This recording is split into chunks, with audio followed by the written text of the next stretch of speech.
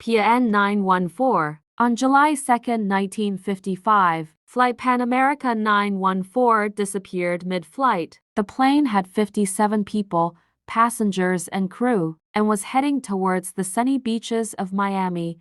3 hours in, the journey took an unsuspected turn. As the aircraft vanished without a trace, connections between the radars disappeared completely. As air traffic control were unable to come through to the pilots via radio, the plane's route was going over part of the Atlantic Ocean, specifically over the Bermuda Triangle. Therefore, the only possible explanation was that the aircraft had crashed midway. Rescue teams were deployed, but still not a trace was found of the plane. With no further evidence, authorities have today declared the aircraft's disappearance as a tragic crash, and, when questioned by grieving relatives, admittedly reported their lack of information on the subject. November 9, 2015. I've collected all the information needed on the whereabouts of the aircraft. The boy shuffled the skyscraper of paper, old newspaper clippings and articles in his hands, continuing,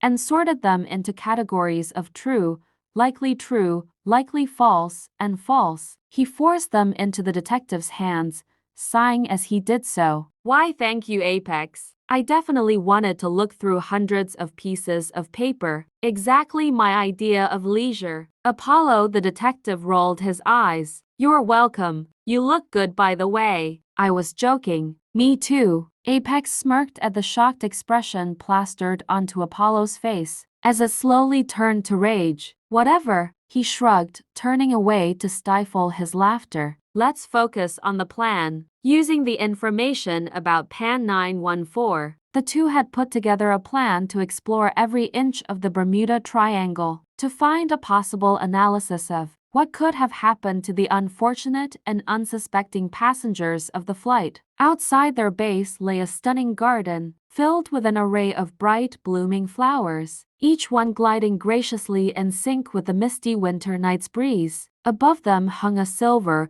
enchanting moon, smiling spiritually upon the dew-dropped grass. Amidst the flowers stood several armed men, each and every one holding a gun more lethal than the last. Embedded into the ground was a frozen lake, a crucial part of the plan, slathered in a thick layer of frost. Below the garden, Apex and Detective Apollo were descending a spiraling flight of stairs, delving deeper and deeper into the rising darkness. The silence was deafening. After what felt like centuries, the endless spiral of steps came to an abrupt stop as the once nebulous, pitch-black tunnel transformed into a blinding white replica of heaven. This is it. Apollo took a step forwards, reaching for a gold-engraved handle, and turned it slowly, his gloved hands fumbling slightly with the lock.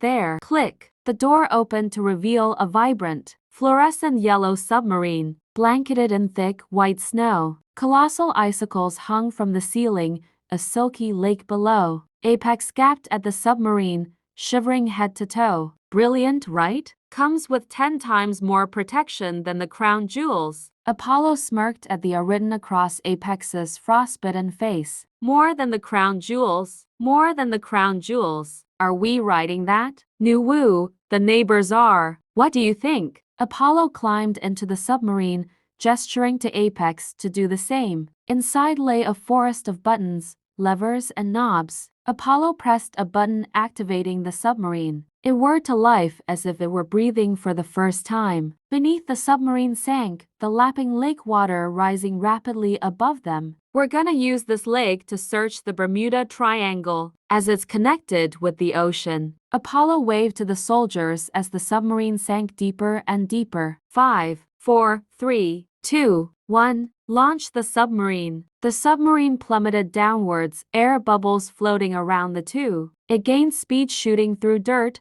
spiders, and the incoming wave of salt water. Splash! The chute ends. Crash! Dead end. Whoosh! Ah! Third tunnel's the charm. Victory! The submarine shuddered to a halt before diving below. How far down are we going? Roared Apex. As far as we can. Just as if the submarine heard them, it exceeded beyond darkness and into the nebulous nothingness. Several hours later, "Bro, I think I see something." Apex peered through the misty glass, where a disembodied silhouette lay resting. Apollo, too tired to focus, shone the light 10 meters away from where Apex was pointing. Apex redirected him. "Idiot," he muttered. He continued to peer through the glass, until suddenly, his eyes widened in disbelief. "Apollo, Apollo, what do you want? It's a plane." Apollo's weary face transformed into a look of excitement. "Let's go towards it then." Together they steered towards the plane. Weaving their way through seaweed and coral, they accelerated more and more until, bang! A gunshot rang out as a figure stepped out from behind the plane.